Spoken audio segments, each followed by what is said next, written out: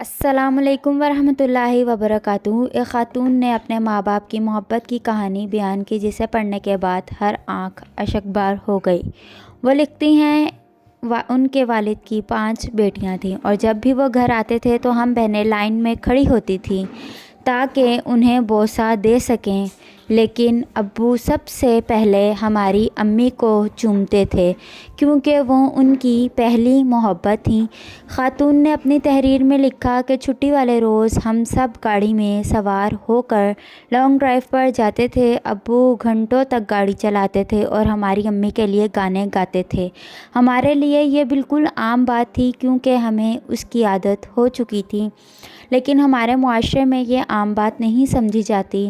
ہماری فیملی اکٹھی ہوتی اور کبھی گانے گائے جاتے تو ابا میری امی کی طرف ہی دیکھ کر پرانے رومانٹک گانے گاتے تھے اور امی کو یہ سب بہت پسند تھا۔ امی ابو کے پسند کے کپڑے پہنتی اور لال رنگ کی خوبصورت لپسٹک لگاتی تھیں اور بالکل ویسے بال بناتی جیسے ابو کو پسند تھے، یہاں تک کہ وہ بیماری میں بھی ایسا ہی کرتی تھیں۔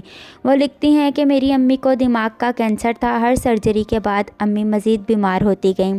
جب امی ٹھیک سے چل بھی نہیں پاتی تھیں اور اپنی ٹانگوں کے لڑکھڑانے کی وجہ سے شرمندگی محسوس کرتی تھی تو ابو ان کا ہمیشہ ہاتھ تھام کر چلتے تھے، چاہے وہ کہیں بھی جا رہے ہوں۔ ابو ان کے بستر کے پاس بیٹھتے اور ان کے گالوں کو سہلاتے، اب کے سرہانے بیٹھ کر قرآن کی تلاوت کرتے رہتے تھے جب تک ان کے ہونٹ خشک نہ ہوتے۔ کبھی کبھی ابو کرسی پر بیٹھے بیٹھے سو جاتے تھے، لیکن جب آنکھ کھلتی تو وہ پھر سے تلاوت اور دعائیں پڑھنے لگتے۔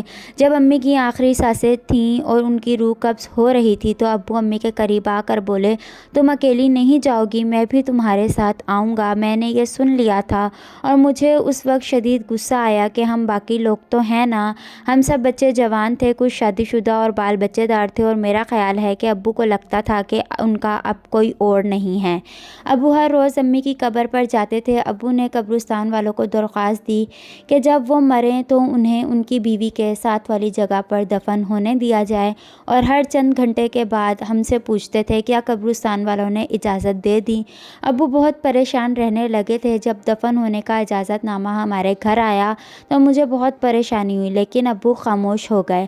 اگلے 2 دن ابو نے ایک لفظ تک نہیں بولا۔ تیسرے روز صبح ابو سامنے والے دروازے کی طرف آئے اور کہا کہ میری طبیعت ٹھیک نہیں لگ رہی۔ میں ان کو جوتا پہنانے لگی تو وہ فرش پر گر گئے۔ جب تک ایمبولینس آئی ابو فوت ہو چکے تھے، اور یوں ان کے ماں باپ دنیا میں ایک دوسرے سے بچھڑ گئے، لیکن دونوں کی قبریں ساتھ ساتھ ہی ہیں۔ فرینڈز، اگر